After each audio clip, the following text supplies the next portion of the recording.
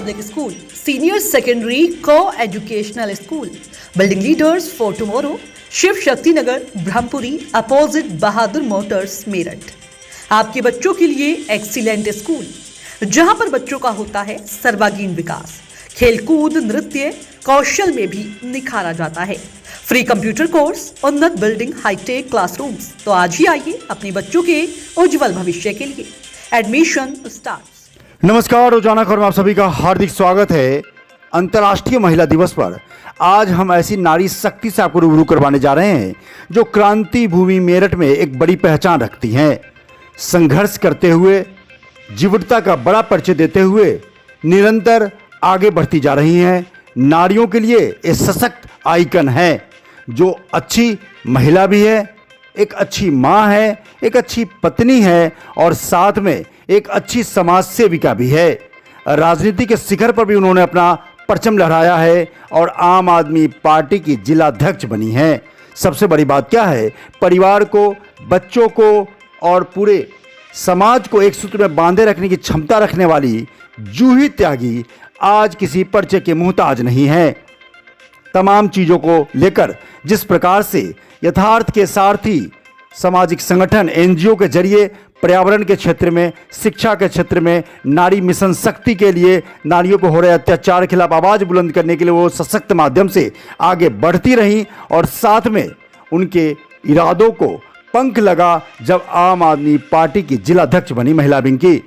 हालांकि व्यक्तिगत तौर पर वो एक मुखर वक्ता भी हैं, अच्छी प्रणेता भी हैं, तो उनके व्यक्तित्व से हमने पर्दा उठाया। सबसे पहले हम आपको सुनवाते हैं कि कहाँ की रहने वाली हैं, कब जन्म हुआ, पति क्या करते हैं और किस तरीके से उन्होंने सामाजिक क्षेत्र में अपना परचम लहराया। सबसे पहले रोजाना खबर के दर्शकों को मेरा नमस्कार।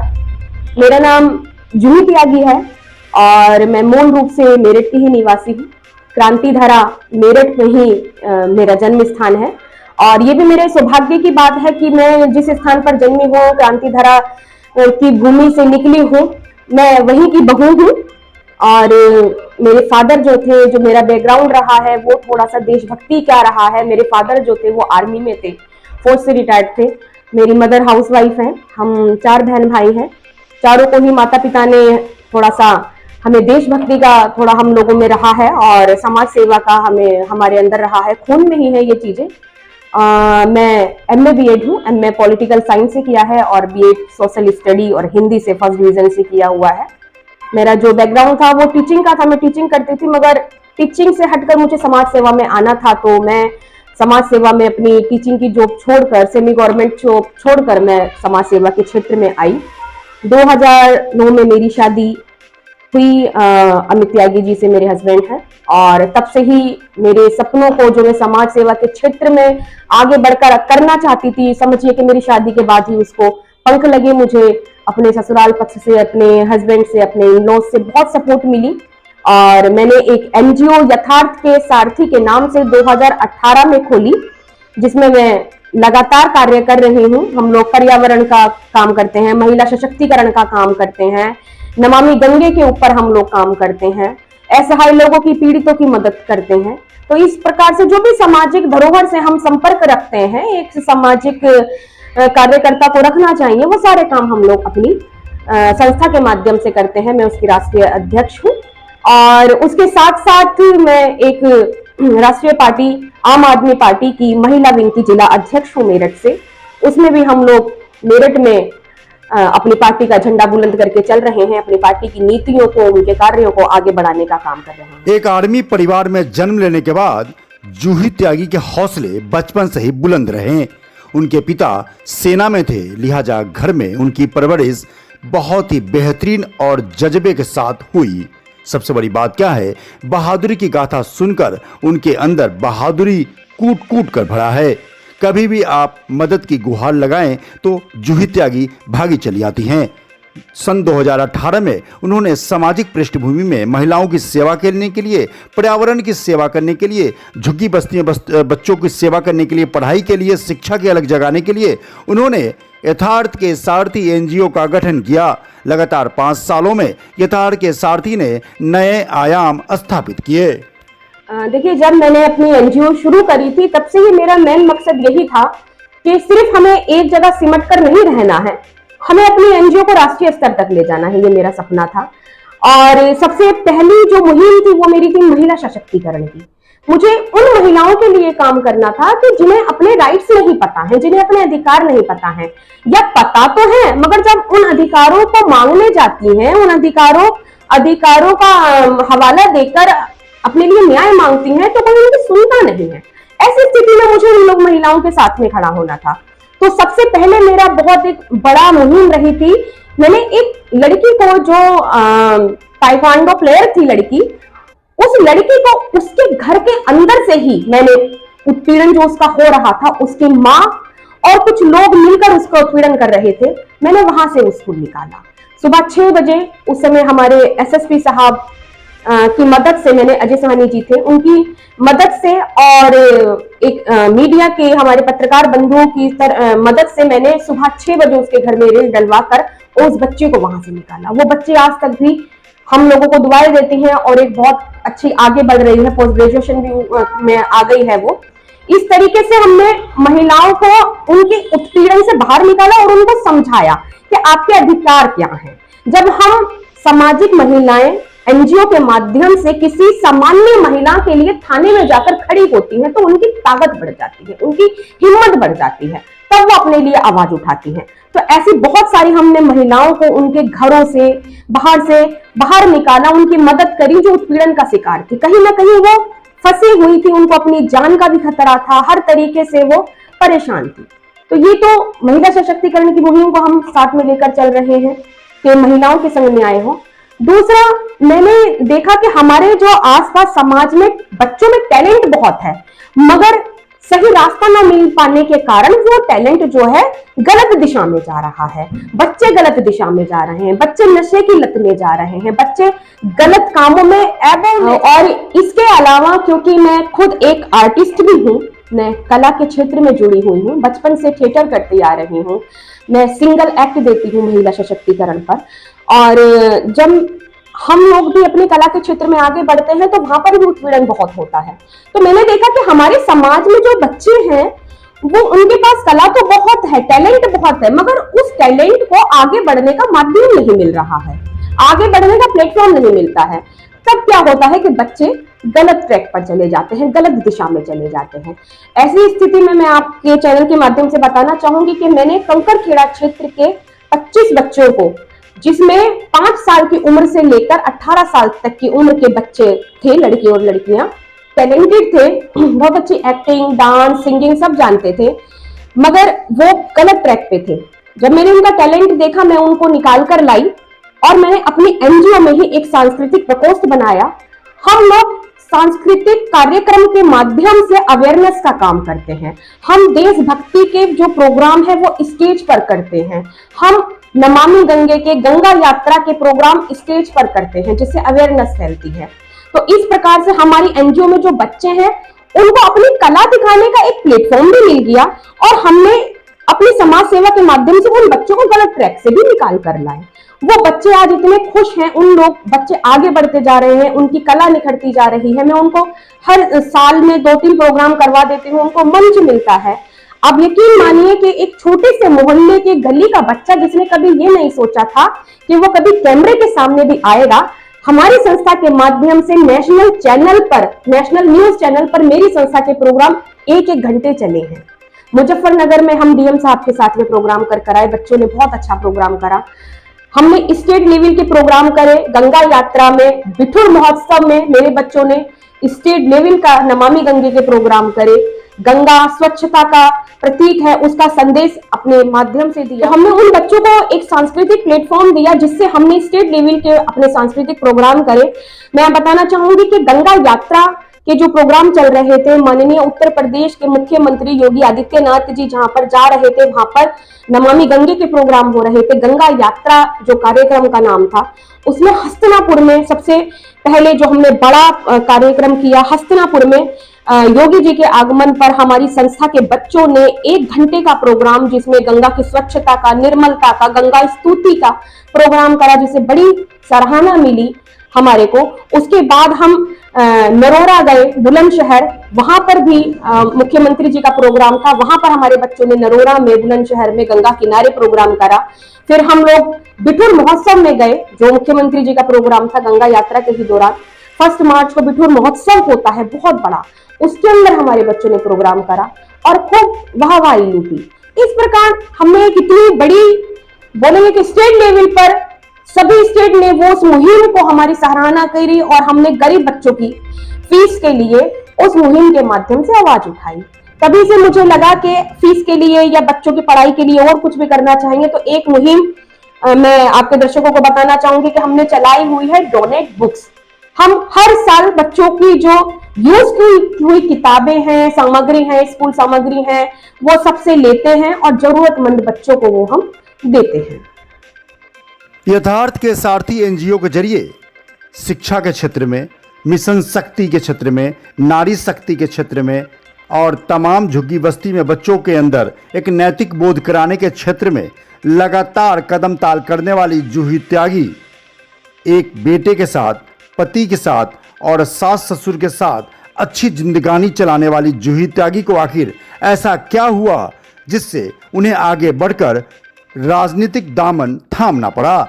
सबसे बड़ी बात क्या है कि प्रखर वक्ता हैं, जब बोलती हैं तो पिन ड्रॉप साइलेंस हो जाता है। जूही त्यागी की शख्सियत ऐसी है कि क्रांति भूमि में एक महिलाओं के लिए नई नजीर हैं। लेकिन ऐसा क्या वजह है, ऐसी क्या वजह है कि जूही त्यागी को राजनीति में आना पड़ा और आम आदमी पार्टी ज्वाइन करके जिलाध्यक्ष, महिला मोर्चे की जिलाध्यक्ष बनना पड़ा। सबसे बड़ी बात क्या है कि तमाम मोर्चों पर सफलता के बाद पारिवारिक मोर्चे पर सफल हैं, गृहस्थ के मोर्चे पर सफल हैं, तमाम जगहों पर अपने पुत्र को लेकर बेहद संजीदगी के साथ आगे बढ़ती रहती हैं। लेकिन आम आदमी पार्टी ज्वाइन करने के पीछे क्या रणनीति है, राजनीतिक पार्टी ज्वाइन करने के पीछे क्या रणनीति है, तमाम मुद्दे पर जूही त्यागी ने बेबाक राय रखी। देखिए, सबसे पहले मैं ये साफ करना चाहती हूँ कि मैं राजनीति में कभी आना ही नहीं चाहती थी। राजनीति में आना मेरी मजबूरी बन गया, क्योंकि राजनीति में अगर मुझ जैसी सशक्त महिलाएं आगे नहीं आएंगी तो फिर राजनीति में हम विकास और अपनी सुविधाओं की बातें नहीं कर पाएंगे। महिलाओं को क्या चाहिए, महिलाओं के क्या अधिकार है, हम वो बात कभी कर ही नहीं पाएंगे। मेरी जो मेंटलिटी थी वो ये थी कि मैं अपनी एनजीओ के माध्यम से ही समाज सेवा करूंगी। मगर राजनीति भी तो एक समाज सेवा है, उसके अंदर भी हम साफ सुथरी अगर राजनीति करें तो वो भी समाज सेवा है। अब मैं कहा, आप राजनीति में कैसे आई और क्यों आई? बिल्कुल मैं बताना चाहूंगी, क्योंकि ये बहुत ही अच्छा सवाल आपने किया है कि राजनीति में मैं इसलिए आई कि अभी मैंने आपको बताया था कि मैंने एक लॉकडाउन में, कोरोना काल में एक मुहिम चलाई थी, नो स्कूल नो फीस। उस टाइम पर मैंने देखा कि राजनीति जो इस समय चल रही है, जो वर्तमान सरकार है, जो वर्तमान समय में राजनीति चल रही है, वो गरीबों का किस प्रकार उत्पीड़न कर रही है। लॉकडाउन में गरीब अभिभावकों की कैसे खाल उधेड़ी गई है, कैसे उनका खून चूसा गया है। गरीब अभिभावकों ने, अपने माँ ने अपने गहने जेवर और पिता ने अपने ठेले तक बेचकर, अपने ऑटो तक बेचकर स्कूलों की फीस जमा करवाई, मगर सरकार की तरफ से कोई सुविधा, कोई अनुदान गरीब अभिभावकों को, पेरेंट्स को नहीं मिला। उस समय मुझे लगा कि अब मेरे पास कुछ पावर ऐसी होनी चाहिए कि जिससे मैं अपने लोगों के लिए कुछ कर पाऊं। तब मुझे थोड़ी सलाह मिली सबसे कि आपको पॉलिटिक्स में आकर ही अपनी आवाज में जुड़ने के लिए जब मैंने सोचा कि किस पार्टी में आना चाहिए, तो मैं बीजेपी की तो वर्तमान स्थिति, जो कोरोना काल की स्थिति थी, उससे देखकर बहुत ज्यादा निराश थी। मगर जब मैंने कहा कि मुझे किस पॉलिटिक्स में आना चाहिए, तो मुझे दिल्ली में जो आम आदमी पार्टी की सरकार है और जो उसमें एजुकेशन सिस्टम जो है, आम आदमी पार्टी का जो दिल्ली में एजुकेशन सिस्टम जो है, वहां के पूर्व एजुकेशन मिनिस्टर मनीष सिसोदिया जी का जो एजुकेशन मॉडल है, जो ऑक्सफोर्ड ने भी सराहा है, अपने न्यूज़पेपर के फर्स्ट प्रिंट पर उनको जगह दी है, एजुकेशन मॉडल की तारीफें की हैं, उससे मैं शुरू से बहुत ज्यादा प्रभावित थी। तो मुझे लगा कि अगर मुझे एजुकेशन के लिए काम करना है तो मुझे भी वैसे ही एजुकेशन पॉलिसी जैसे दिल्ली में है, सरकारी स्कूलों को जैसे मॉडिफाई किया है, वहां के बच्चों को, गरीब बच्चों को जो एजुकेशन दी जा रही है, निःशुल्क एजुकेशन दी जा रही है, ऐसे मैं भी चाहती हूँ कि हमारी यूपी में भी ऐसी ही शिक्षा मॉडल हो, ऐसा ही सब कुछ हो, शिक्षा पद्धति हो। क्योंकि देखिए शिक्षा हर देश के लिए बहुत जरूरी है, बच्चों के लिए बहुत जरूरी है। जब हर एक बच्चा, गरीब का बच्चा भी शिक्षित होकर आगे बढ़ेगा तभी देश आगे बढ़ सकता है। तो आम आदमी पार्टी के जो एजुकेशन मॉडल, दिल्ली का जो मॉडल मैंने देखा, उससे प्रभावित होकर मैंने जो है पॉलिटिक्स में ज्वाइनिंग करी और आम आदमी पार्टी की महिला जिला अध्यक्ष के रूप में आज आपके सामने हूँ। अभी आपने पूछा कि महिलाओं को आप क्या संदेश देना चाहेंगी पॉलिटिक्स के लिए, तो मैं आपके दर्शकों के माध्यम से समाज को बताना चाहूंगी कि देखिए, महिलाओं से अच्छा कोई राजनीतिज्ञ नहीं हो सकता, महिलाओं से अच्छी कोई राजनीति नहीं कर सकता। महिलाओं को कह देते हैं कि ये तो घरेलू महिलाएं हैं, घर के कामकाज संभाल ले, बच्चों को संभाल ले, बच्चों को पढ़ा लिखा ले तो ही बहुत है, ये बाहर पुरुषों की बराबरी क्या करेगी, ये पॉलिटिक्स जो है, राजनीति जो है वो पुरुषों का काम है, बाहर आना है, जाना है, रात बिरात में आना है, मीटिंग अटेंड करनी है, शहर से बाहर जाना है। तो मैं आपको बताना चाहूंगी कि महिला, पुरुष तो सिर्फ एक काम कर सकता है कि बाहर का ही काम संभाल सकता है, मगर महिलाएं दोनों कर सकती हैं, जो इस टाइम मैं कर रही हूँ कि हम घर को भी संभाल सकते हैं और देश को संभालने के लिए राजनीति में कदम रखकर अपनी भागीदारी भी दे सकते हैं। बस महिलाओं को अपने मान सम्मान के लिए खुद लड़ना होगा। मैं आपके चैनल के माध्यम से महिलाओं को एक राय देना चाहूंगी कि पार्टी कोई सी भी हो, जिस पार्टी में आपका सम्मान नहीं है, जिस पार्टी में आपकी इज्जत नहीं है, उस पार्टी से आप हमेशा दूर रहें, हमेशा नमस्ते करें, चाहे वो आपकी कितनी भी प्रिय पार्टी हो। सबसे पहले महिलाओं के लिए महिला दिवस के उपलक्ष्य में मैं यही कहना चाहूंगी कि सबसे पहले आपका सेल्फ रिस्पेक्ट है, वो सेल्फ रिस्पेक्ट को बचाना है, चाहे वो बाहर हो, राजनीति में हो, समाज में हो या फिर अपने खुद के घर में हो। हमारी फिलहाल तो मुझे 1.5 साल हो गया है अभी पॉलिटिक्स ज्वाइन किए हुए, और मैं बताना चाहूंगी कि बहुत मान सम्मान हमें अपनी पार्टी में मिलता है, अपने नेताओं से मिलता है। और अन्य पार्टियों के मुकाबले में ये कहना चाहूंगी, आम आदमी पार्टी में महिलाओं को बोलने की और काम करने की इजाजत है, फ्रीडम है बिल्कुल। आज मैं कहूं कि आज मैं किसी की हेल्प करने के लिए पार्टी की तरफ से जाना चाहती हूँ, या किसी की आवाज बनना चाहती हूँ, किसी का ज्ञापन देना चाहती हूँ, थाने में खड़ा होना चाहती हूँ, तो मुझे ऊपर से आदेश लेने की या ऊपर से परमिशन लेने की कोई जरूरत नहीं है। जबकि अभी वर्तमान सरकार में मैं ये देख रही हूं कि महिलाएं कितनी भी वर्चस्व वाली हैं, मगर वो ऊपर से ऑर्डर लिए बिना अपना कुछ काम नहीं कर सकती हैं। तो महिलाओं को मैं पार्टी में आजादी की बात करना चाहती हूँ कि उनको भी अपना टैलेंट दिखाने के लिए, अपना काम दिखाने के लिए थोड़ी आजादी होनी चाहिए। महिलाएं सिर्फ मालाएं पहनाने के लिए, स्वागत करने के लिए या रंगोली बनाने के लिए नहीं है। महिलाएं आप नेताओं की तरह ही नेतागिरी करने के लिए, समाज में खड़ी होने के लिए है, समाज में अपना वर्चस्व दिखाने के लिए है, राष्ट्र हित में काम करने के लिए है, पढ़ी लिखी है सोसाइटी में, तो उनको वो मौका मिलना चाहिए और महिलाओं को ये मौका छीनना चाहिए, महिलाओं को ये मौका कहकर अपने हक से लेना चाहिए। सामाजिक क्षेत्र में, राजनीतिक क्षेत्र में सफलता के नए आयाम स्थापित करने वाली मेरठ की प्रखर वक्ता जूही त्यागी क्या 5 सालों में सामाजिक कार्यों को लेकर कभी टूट गई? क्या किसी ने उनका दिल दुखाया, या ऐसा क्या वाकया रहा कि उन्होंने मायूसी के साथ अपने एक सबसे बड़े हस्ताक्षर हैं, सामाजिक हस्ताक्षर को छोड़ने का भी उन्होंने प्रण लिया? लेकिन सबसे बड़ी बात क्या है कि उन्होंने हिम्मत नहीं हारी। No school no fees corona काल में एक चर्चित स्लोगन रहा है, जिसकी प्रणेता रही है जूही त्यागी, जो पश्चिमी उत्तर प्रदेश में और सहित कई राज्यों में नो स्कूल नो फीस उनका मुहिम बहुत बड़े पैमाने पर फला फूला। साथ में अभिभावक, लाखों अभिभावक उनसे सीधे जुड़े। लेकिन मेरठ के एक पब्लिक स्कूल ने उनके बच्चे का फर्जी फीस जमा करके उनको बदनाम करने की कोशिश की। हालांकि जूही त्यागी ने, उनके पति ने, पूरा परिवार ने डटकर मुकाबला किया, मुकदमा भी दर्ज किया गया। लेकिन जूही त्यागी एक बारगी ठिठक गई थी, सिसक गई थी कि आखिरकार ये हो क्या रहा है। लेकिन पेरेंट्स ने उनका पूरा साथ दिया, लोगों ने भरपूर साथ दिया, और सबसे बड़ी बात क्या है ना कि पति का संबल मिला। कभी नहीं, ऐसे तो वाकयाएं बहुत सारे हुए हैं। ऐसा होता है ना कि हम किसी की मदद करने जाते हैं मगर मदद हो भी जाती है, मगर जब वो लोग उसी मुसीबत में से निकल जाते हैं, मदद हो जाती है, तो वो हमारी जो सहायता को है उसको नकार देते हैं और दोष मिलता है, हम लोगों को बुराई मिलती है। ऐसे तो बहुत वाक्य हुई हैं, मगर मेरी जिंदगी का एक बहुत बड़ा वाक्य है जिसने मेरे को बिल्कुल समझ लीजिए कि डुबो दिया था। मैं बिल्कुल फिर उभर कर आई, एक नई जूही त्यागी पैदा हुई। तो एक ऐसा बहुत बड़ी घटना है, मैं आपके चैनल के माध्यम से आज आपके दर्शकों को, समाज को बताना चाहूंगी कि नो स्कूल नो फीस मुहिम जो मैंने आपको बताई जब चली थी, हमने चलाई थी गरीब अभिभावकों की आवाज के लिए, हमने प्रशासन से गुहार लगाई थी लॉकडाउन अवधि की फीस माफी करने के लिए। उस टाइम पर वो मुहिम इतनी लोकप्रिय हो गई थी, सब उसके साथ अभिभावक इतना जुड़ रहे थे क्योंकि वो एक न्याय प्रक्रिया से जुड़ी हुई थी, एक गरीब अभिभावक से जुड़ी हुई थी, तो सभी अभिभावकों का सपोर्ट मिल रहा था, समाज सेवियों का सपोर्ट मिल रहा था। उस टाइम पर मेरे संग एक इतना बड़ा इंसिडेंट हुआ कि जिसने जूही त्यागी जैसी मजबूत लेडी को तोड़ दिया, बिल्कुल तोड़ दिया था। उस समय क्या हुआ आपके चैनल के माध्यम से बताऊंगी कि मेरा बच्चा 4th क्लास में सत्यकाम इंटरनेशनल स्कूल में पढ़ रहा था। देखिए मुझे किसी चीज का डर नहीं है क्योंकि जो सत्य है वो आपके चैनल के माध्यम से मैं सत्य आज बताना चाहूंगी कि सत्यकाम स्कूल में मेरा बच्चा 4th क्लास का स्टूडेंट था।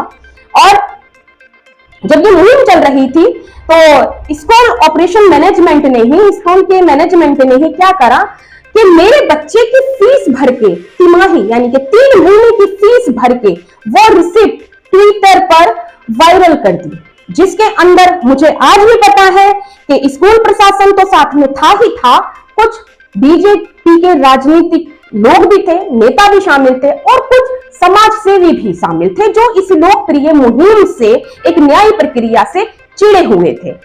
तो उन सब ने मिलकर एक ऐसी प्रक्रिया रची, ऐसा षड्यंत्र रचा कि मेरे बच्चे की फीस जमा करके वो इसकी जो रिसिप्ट होती है वो वायरल कर दी ट्विटर पर और मुझे बदनाम करने की इतनी कोशिश की गई कि देखिए ये जो समाज सेवी जूही त्यागी है ये अपने बच्चे की तो फीस जमा कर रही हैं मगर बाकी अभिभावकों को भड़का रही हैं, उनके बच्चों को पढ़ने नहीं दे रही हैं। ये गंदी इमेज बनाने के लिए, मुझे पूरी तरीके से तोड़ने के लिए, जब एक महिला को आप अपनी बातों से, अपने नियम कायदों से झुका नहीं सके तो ये लोग षड्यंत्र पर उतर आए। हाँ, उस समय मैं टूटी थी। देखिए मतलब मैं नहीं बता सकती कि मैं कितना टूटी थी। मैं 1 महीना डिप्रेशन में थी, मैं 1 महीना अपना कमरा बंद करके थी। उस समय अगर किसी ने मुझे सपोर्ट दिया तो मेरे साथियों ने दिया, जो पेरेंट्स मेरे साथ में जुड़े हुए थे उनके कॉल आए, मैसेज आए कि नहीं मैम हमें आप पर भरोसा है, ये षड्यंत्र हुआ है, उसमें आपके पति के नकली साइन हो रखे हैं।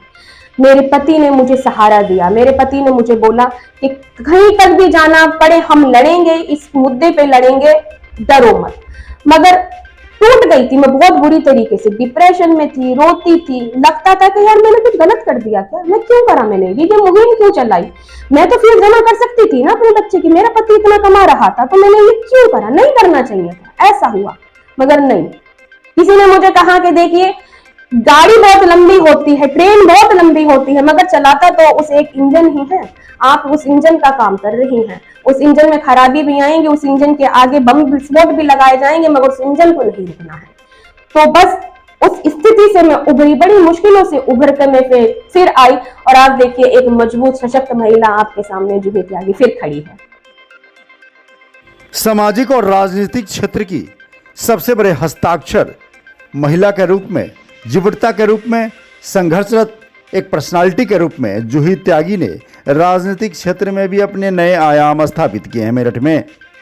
लेकिन आने वाले 5 सालों में वो खुद को मुख्यमंत्री के रूप में देखती हैं, शहर के मेयर के रूप में देखती हैं, सांसद के रूप में देखती हैं, विधायक के रूप में देखती हैं, या किस रूप में अपनी राजनीतिक करवट को बदलना चाहती हैं। सबसे बड़ी बात क्या है कि जिस प्रकार से महिलाओं की राजनीति को लेकर कई तरह के सवाल खड़े होते हैं, ऐसे में जूही त्यागी ने क्रांति भूमि मेरठ में सभी पार्टियों को पीछे छोड़ते हुए एक प्रखर वक्ता के महिला के रूप में अपने आप को स्थापित किया है। तो सुनते हैं कि आखिर जूही त्यागी खुद को आगे 5 सालों में किस रूप में मेरठ, उत्तर प्रदेश और देश में स्थापित करना चाहती हैं। जी, आने वाले समय के लिए तो मैं यही बताना चाहूंगी कि अभी तो मैं पूरे निस्वार्थ रूप से जो है राजनीति में पार्टी की नीतियों को आगे बढ़ाने का काम कर रही हूँ। क्योंकि सबसे पहले देखिए, मैं महिला हूँ और मैं एक गृहिणी हूँ और अपनी घर गृहस्थी को संभालना मेरी सबसे बड़ी जिम्मेदारी है। मेरा बच्चा भी अभी छोटा है, 6th क्लास में है, तो मेरा सबसे पहला कर्तव्य बनता है कि उसकी भी जिम्मेदारी मेरे ऊपर है। तो फिलहाल मेरा अभी फोकस जो ये है कि अभी तो मैं अपनी जिले की ही राजनीति को संभाल रही हूँ, क्योंकि मेरा बच्चा अभी छोटा है। सबसे पहले देखिए, हम महिलाओं के लिए घर गृहस्थी, घर की जिम्मेदारियां निभाना बहुत ज्यादा जरूरी है और निभाना चाहिए। उसके बाद जो समय बचता है वो हमें अपना आगे बढ़ना है, अपना काम देखना है। तो आगे मैं बढ़ना चाहूंगी और सपना तो यही है कि देखिए, प्रदेश स्तर की राजनीति करूं। आगे आप लोगों का सबका समर्थन रहा, जिस प्रकार से मुझे प्यार और सहयोग आप लोगों के माध्यम से मिलता आया है, मेरे प्रिय साथियों का मिलता आया है, अगर ऐसा ही मिला तो शायद राजनीति में कोई मुकाम हासिल करूं। उसके लिए मैं हमेशा निरंतर प्रयास करती रहूंगी। और जहां तक मेरी महिलाओं से मेरी सहभागिता की बात है, सहयोग की बात है, तो देखिए, सहयोग और सहभागिता के लिए मैं हमेशा खड़ी हूं, किसी भी महिला के लिए, चाहे वो राजनीतिक स्तर की से हो, चाहे सामाजिक स्तर से हो, या किसी भी स्तर की से मैं मदद कर सकूं तो मैं हमेशा साथ में रहती हूं। उसके लिए भी, मदद के लिए जूही त्यागी को किसी पॉलिटिक्स का एजेंडा लेने की या एक संस्था का नाम लेने की जरूरत नहीं है। अगर मैं किसी की मदद भी करना चाहूंगी तो जूही त्यागी हमेशा आप महिलाओं की मदद के लिए खड़ी हैं। बस एक फोन आप मुझे करिए, आप मुझे अपने साथ पाएंगी। अपने अधिकारों की लड़ाई में मैं आप लोगों के हमेशा साथ रहूंगी। Meerut city public school, senior secondary को educational school, building leaders for tomorrow, Shiv Shakti Nagar, Brahmpuri, opposite Bahadur Motors, Meerut. आपके बच्चों के लिए एक्सीलेंट स्कूल, जहां पर बच्चों का होता है सर्वांगीण विकास, खेलकूद, नृत्य, कौशल में भी निखारा जाता है। फ्री कंप्यूटर कोर्स, उन्नत बिल्डिंग, हाईटेक क्लासरूम्स। तो आज ही आइए अपने बच्चों के उज्जवल भविष्य के लिए। Admission starts